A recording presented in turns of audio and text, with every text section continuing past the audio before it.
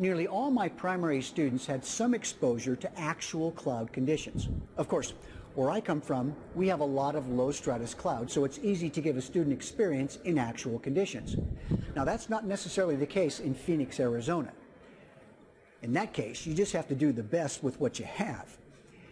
I also make a deal with my graduating primary students that they could call me anytime they desire to experience weather that was different from that in which they trained. Then there are those occasions when the weather simply isn't conducive to building traditional cross-country flight time, the kind of time that's necessary to meet the requirements for the private pilot certificate. However, these same weather conditions are indeed conducive to exploring the limits and the problems of flying in inclement weather.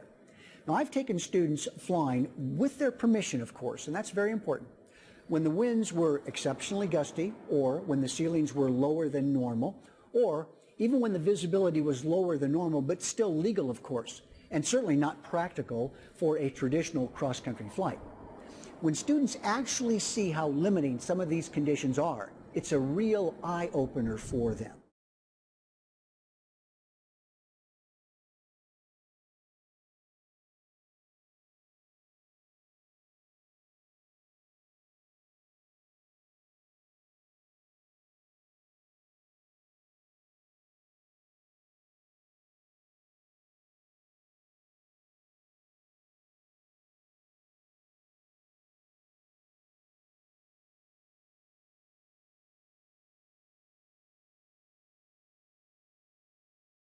Here's a little poem that speaks directly to this point.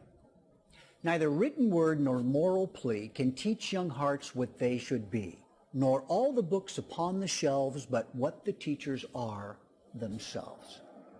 If your students look up to you, as I know most do, then they want to become like you. So, while you have a whole bag of useful teaching tools, tricks, and techniques, don't forget to use the one that most influences your students. I'm speaking of your behavior around your students. Any opportunity for your student to see you behaving properly, making wise decisions, and properly evaluating risk are opportunities to influence your students positively for the rest of their flying careers. So don't pass up an opportunity to influence your student as a competent and capable role